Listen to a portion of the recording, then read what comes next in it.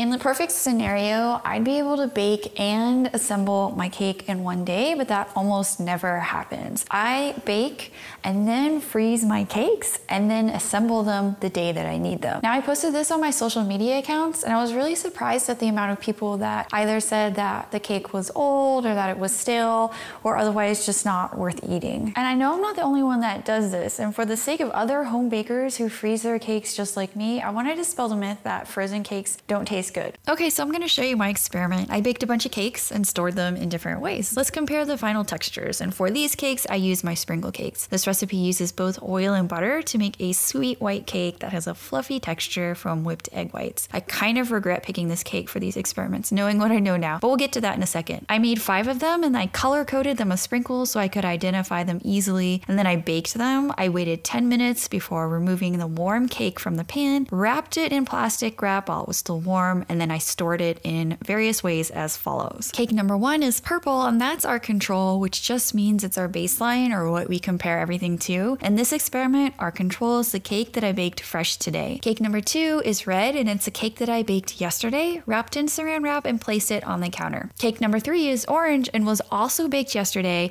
but instead of putting it on the counter, I put it in the fridge overnight. Cake number 4 is pink. That one was baked 3 days ago, wrapped in plastic wrap, then foil, and then placed in the freezer. I call that my short-term freezer cake. And cake number 5 is blue. That one was baked 10 days ago, wrapped in plastic wrap, then foil, and then placed in the freezer. That's my long-term freezer cake. Okay, so how am I going to assess these cakes? So we're gonna be looking at texture and taste. Both of those things kind of indicate whether or not something is, stale. And as far as texture goes, when we think about a bakery item like cake or bread that's stale, it's usually because of the lack of moisture. So there are other ways to add moisture to cakes, such as oil and things like that.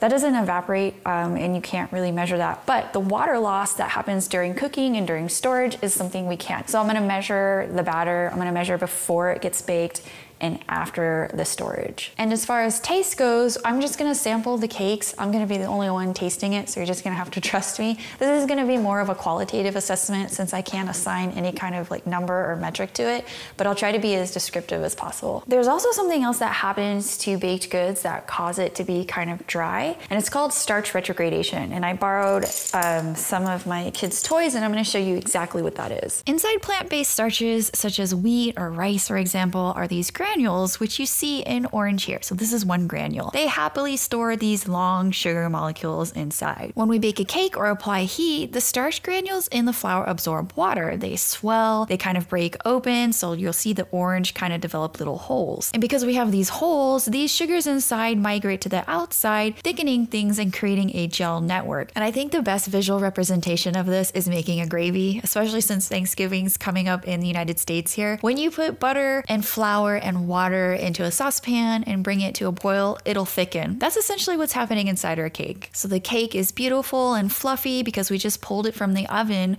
but once it starts to cool down, those sugar molecules start to reorder themselves. So these blue Legos or sugars will start to build a wall around the granule, and the interior yellow Legos are gonna line up. This turns out to make the baked good seem really gritty or crumbly or dry. Not only that, colder temperatures, specifically around 4 degrees Celsius or 39 degrees Fahrenheit, or refrigerator temperatures, seem to enhance this process. It's why rice gets hard when we put it in the fridge, or why we're not supposed to put sandwich bread in the fridge. It can be reversed somewhat by using heat, which is why fried rice with old rice in the fridge still tastes good. Okay, now that we've gone over that, let's take a look at my cakes. I have all the cakes here, but I'm gonna wait until they all reach room temperature. Okay, this is the control cake, and as you can see with the weights, there was minimal moisture loss since I just baked this cake today. It's got a nice and fluffy texture, a spongy crumb that bounces back, and it disintegrates in my mouth when I smash the cake with my tongue, meaning it's super soft. Okay, cake number 2 was baked yesterday and kept on the counter. It's very similar in texture to the control cake. Didn't have any moisture loss, as you can see by the numbers, and I think that's because I wrap the cakes while they're still warm. When you remove a cake from the oven, it can still potentially release steam, and also just in general, air exposure to any kind of baked good is gonna dry it out, so just make sure that you wrap your cakes no matter what. Cake number number 3 was the one that I baked yesterday and kept in the fridge overnight. And this was the one that I was the most afraid of because I put my cakes in the fridge all the time when I'm crumb coating and frosting the cake. The texture was slightly grainy. I could definitely feel it, and it was a little bit more crumbly instead of kind of soft textured. But honestly, it wasn't that bad. I really had to look for it to kind of feel it. And reading about starch retrogradation when refrigerating cakes, I really thought this one was going to be really bad, but it honestly, it was very, very slight. Cake 4 was the short-term frozen cake, and it was just a touch drier than the control cake, yet slightly softer in texture than the refrigerated cake. And the last cake, number 5, was baked 10 days ago and placed in the freezer. This one was barely different from cake number 4. So it had that texture that was slightly drier than the control cake,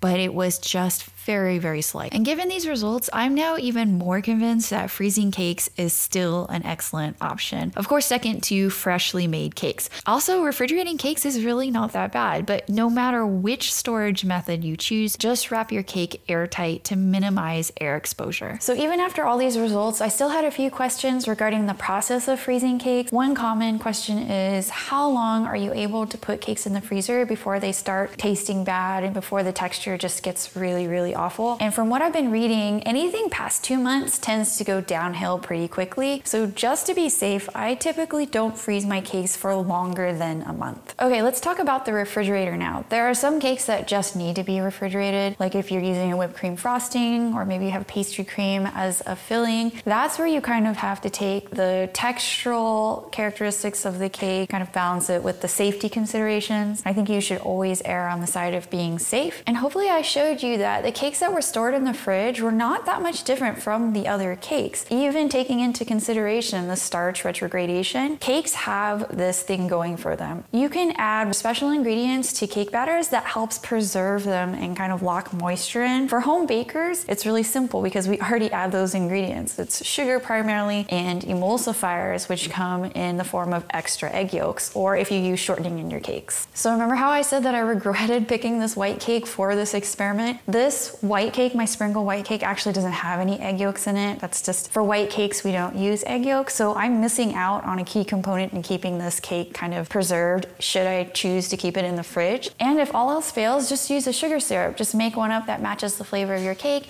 and brush it on during assembly until all the layers are kind of covered. And that properly keeps the cake nice and moist until you're ready to eat it. So I think I love freezing cakes even more after all of this research. And the process is not really that difficult. After I bake my cakes, I let them cool in the pan on the countertop for about 10 minutes. It depends on the size of the cake. Once I'm able to handle the cake pan without burning myself, I flip the cake out. And at that point, I wrap it to lock all of that moisture in at that point. And then once they're completely wrapped nice and tight, depending on how long I put them in the freezer, I'll add extra foil if it's more than a week, and then I'll just put it in the freezer. And then when I'm ready to assemble my cake, I put them on the countertop and let them defrost for about 20 to 30 minutes. Anyways, I know that's a really rushed explanation of what I do, but if you're interested in seeing a more detailed video on how I assemble the cakes and freeze it and things like that, just let me know in the comments, as well as any other questions that you have.